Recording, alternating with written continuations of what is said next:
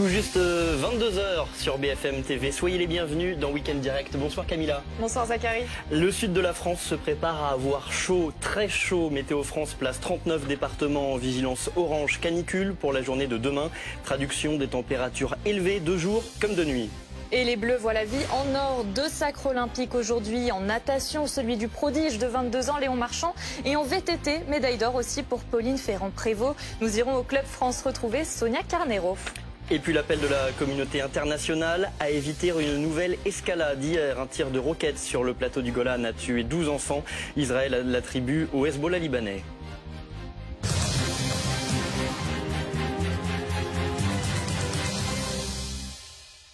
La canicule s'étend sur l'Hexagone. Météo France place donc 39 départements en vigilance orange pour la journée de demain. Il n'était que 13 aujourd'hui.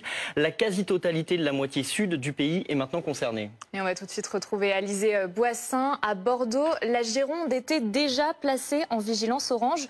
Et ce soir, la nuit tombe, mais la température ne redescend pas.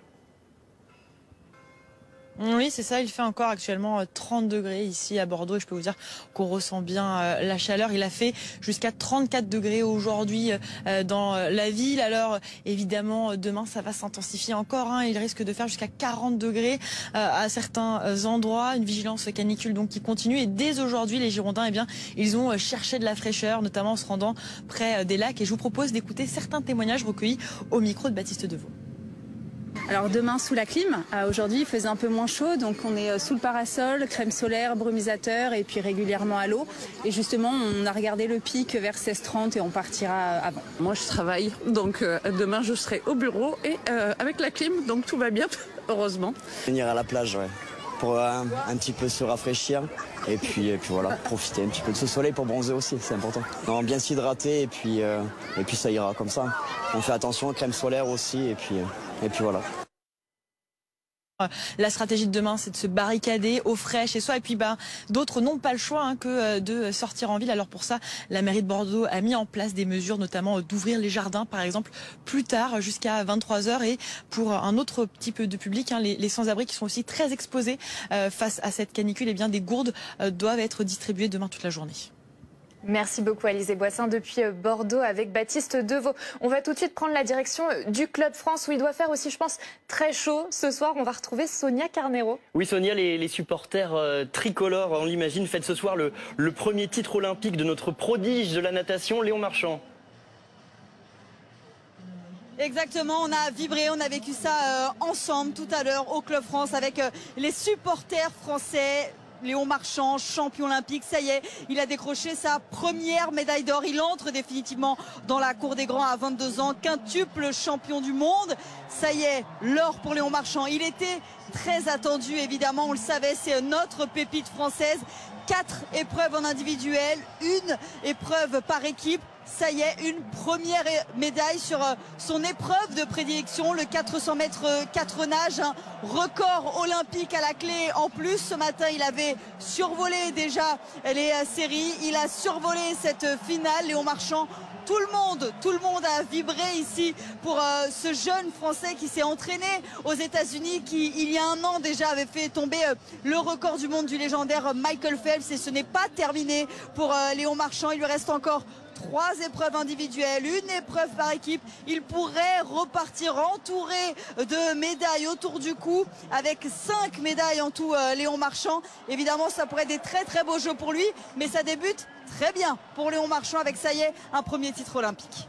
Merci Sonia Carneiro, vous êtes avec Vincent Berthezen depuis le Club France.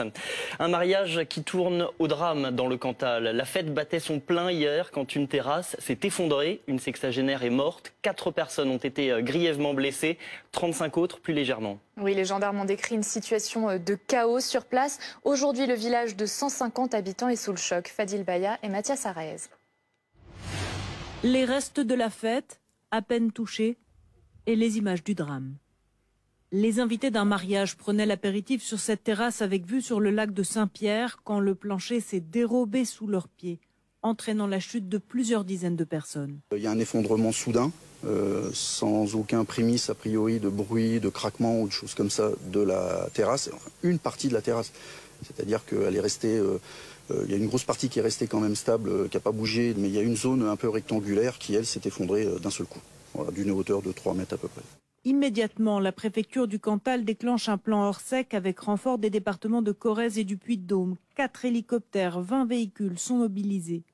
Avant leur arrivée, les premiers secours sont donnés par des participants du mariage. Dans les invités, il y avait des médecins, des pompiers d'ailleurs, professionnels. Donc il y avait déjà des secouristes de haut niveau dans les invités. L'organisation en place déjà en interne famille a été remarquable. Voilà, remarquable, et ce qui a contribué sans doute à faciliter après le travail des secours par derrière. Malgré les premiers secours effectués rapidement, une femme de 69 ans de la famille du marié a succombé à une crise cardiaque. 39 personnes ont été évacuées avec un plan blanc déclenché dans les hôpitaux des environs. Les autres pouvaient se rendre à une cellule de soutien psychologique. Ils étaient sous choc, ils ne comprenaient pas. Et d'ailleurs, personne n'a compris. Hein. On vient là pour un mariage, pour s'amuser. On ne vient pas pour qu'il y ait des problèmes comme ça. Hein. Des habitants venus aider dès hier soir se désolent pour les familles touchées et témoignent de ce qu'ils ont vu sur place. Les secouristes, des gens très émus, des gens blessés, des gens... Enfin, c'était vraiment très, très... Je trouve même plus mes mots, tellement que c'était choquant, quoi, en fait. On ne s'attendait pas du tout à ça, quoi. Ça fait une quinzaine d'années qu'elle existe, cette salle, mais voilà, c'est un drame pour tout le monde. Selon le maire, rien ne laissait imaginer une telle situation. Pareil événement, je vous avoue que ne m'était pas venu à l'esprit, hein, pas du tout. Hein. Il y avait une commission de sécurité, oui, bien sûr, de façon régulière. Hein. Bien sûr qu'on est de tout cœur avec tous ceux qui ont subi ce choc-là, quand même, attendez, parce que c'est pas rien. La salle est récente, à peine une quinzaine d'années. Elle est maintenant sous scellé. Une enquête est ouverte pour homicide involontaire et blessures involontaires. On va parler politique maintenant. Pour la gauche, il n'y a ni pause estivale ni trêve olympique. La prétendante du nouveau Front populaire à Matignon, Lucie Castet, était en meeting hier à Lille. Oui, elle avait déjà demandé à Emmanuel Macron de prendre ses responsabilités, c'est-à-dire de la nommer. Elle l'a redit hier. La carte dont je pose, c'est montrer que je suis prête, c'est montrer qu'on est au travail, et c'est lui rappeler que la logique institutionnelle, comme dans toutes les démocraties parlementaires, c'est de désigner le groupe politique qui est arrivé en tête aux élections pour former un gouvernement. Et on accueille en plateau Martin Garagnon, bonsoir, porte-parole de Renaissance, le parti de l'ancienne majorité présidentielle, et Aminata Niakate, porte-parole des écologistes. Donc ce week-end, Lucie Castet a redit qu'elle souhaitait être première ministre. Elle a aussi évoqué son ambition, son programme économique, si elle était nommée première ministre par Emmanuel Macron. Dans la tribune dimanche, elle est revenue sur sa grande réforme fiscale et on va en débattre avec vous. Lucie Castet, elle reste votre première ministre, votre candidate. Vous ne souscrivez pas à la trêve politique voulue par Emmanuel Macron?